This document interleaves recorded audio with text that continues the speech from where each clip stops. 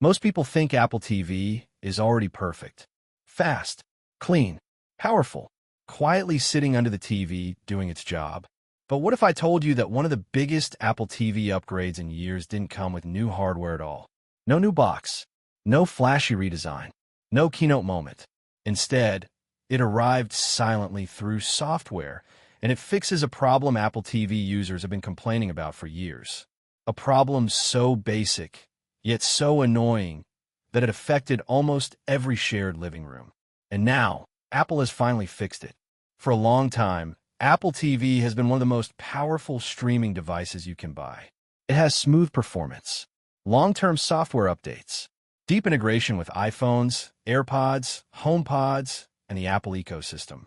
The interface is clean. Animations are smooth. Apps run fast. Gaming performance is better than most people expect. And yet, despite all of that polish, Apple TV always struggled with something incredibly simple. User profiles. This might sound boring at first. Profiles don't sound exciting. They don't sell devices. They don't look good on marketing slides. But in real life, profiles matter more than almost anything else on a shared device. And Apple TV was behind for a very long time. Streaming today is not a solo activity anymore. Apple TV sits in living rooms, family rooms, shared apartments, dorms, guest rooms. Multiple people use the same screen. Everyone watches different things, different shows, different movies, different sports, different kids' content, different languages, different restrictions. Without proper profiles, everything gets mixed together. Recommendations become useless. Your watch history gets ruined. Your up next list becomes chaos. Someone watches half of your show and leaves it unfinished. Kids watch cartoons that flood your recommendations. Guests sign into apps and forget to log out. Parental controls become a mess. Privacy disappears. Apple technically added profiles years ago. On paper, Apple TV already had them. But in reality, almost nobody used them. And the reason was simple. They were hidden. They were confusing. And they required Apple IDs. To switch profiles, you had to open Control Center, navigate menus, understand which Apple ID was signed in. For normal users, this was too much effort. Most people didn't bother. They just used one profile for everyone. That defeated the entire purpose. Apple tried to fix this with tvOS 26. When that update launched, Apple made a small but important change. Profiles appeared right when the Apple TV turned on. Instead of being buried in settings, profile selection became the first thing you saw. This alone was a big improvement. It trained users to think in profiles, just like Netflix or Disney+. But there was still one massive problem: Apple ID dependence. Until now, every Apple TV profile required an Apple ID. That sounds logical if you live alone and everything you own is Apple. But real households are messy. Guests don't want to sign in. Roommates don't want to link their Apple accounts. Kids shouldn't have full Apple IDs. Older family members may not even have one. So people were forced into awkward workarounds. Sharing profiles, creating fake Apple IDs, leaving guests logged in, or just ignoring profiles altogether. Meanwhile, competitors like Roku handled this better. Roku allowed guest modes, temporary profiles, simple user switching, no account required. This made shared TVs easier to manage. An Apple TV, despite being more powerful, felt restrictive by comparison. That changes with tvOS 26.2. This update doesn't look dramatic. There are no flashy animations, no redesign, but it fixes the core issue. Apple TV now allows profiles without Apple IDs. This is huge. You can now create profiles that exist only on the Apple TV itself. No Apple account, no passwords, no sign-ins, no friction, just a name and a profile. That's it. You can create guest profiles, temporary profiles, kids profiles, household profiles, all without touching Apple's account system. This single change transforms how Apple TV feels in daily use. Now, when someone visits your home, they can pick a profile and watch freely. Their viewing doesn't affect your recommendations. Their watch history stays separate. When they leave, the profile can be deleted. No cleanup needed. Kids can have their own space. Adults keep theirs clean. Recommendations make sense again. Privacy improves instantly.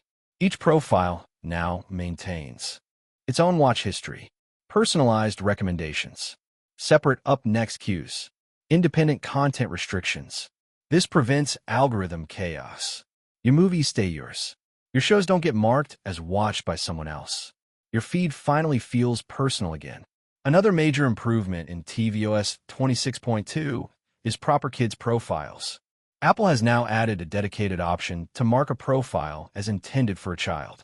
This applies age-appropriate restrictions across the entire system, not just inside one app, not just for Apple TV+, across everything. By default, kids' profiles limit content to PG-rated material. Parents can customize this based on age. TVG, TVPG, TV14. The controls are simple, clear, system-wide. This matters because Apple TV often lives in shared spaces. Parents don't want to manage restrictions app by app. They want one rule that works everywhere. tvOS 26.2 finally delivers that. Unlike third-party parental controls, this works at the operating system level. Apps respect it automatically. That makes Apple TV far more family-friendly. This update also shows something important. Apple is listening. Profiles were introduced years ago. Users complained immediately. And for a long time, nothing changed. Now, Apple is clearly prioritizing usability over flashy features. This aligns with Apple's broader strategy. Better family sharing, smarter controls, flexible device usage. It also sets the stage for what's coming next. Because this software update doesn't exist in isolation, it connects directly to the future of Apple TV hardware. A new Apple TV 4K is expected, powered by the A17 Pro chip. This is the same class of chip used in high-end iPhones. It brings massive performance gains, console-level graphics, hardware-accelerated ray tracing, better thermal efficiency, and potentially Apple Intelligence support on tvOS. With better profiles in place, these future features make more sense. Personalized Siri responses, smarter home integration. All of this depends on clean user separation. Gaming is another big piece of the puzzle. With the A17 Pro, Apple TV gaming becomes serious. Apple Arcade titles can scale higher.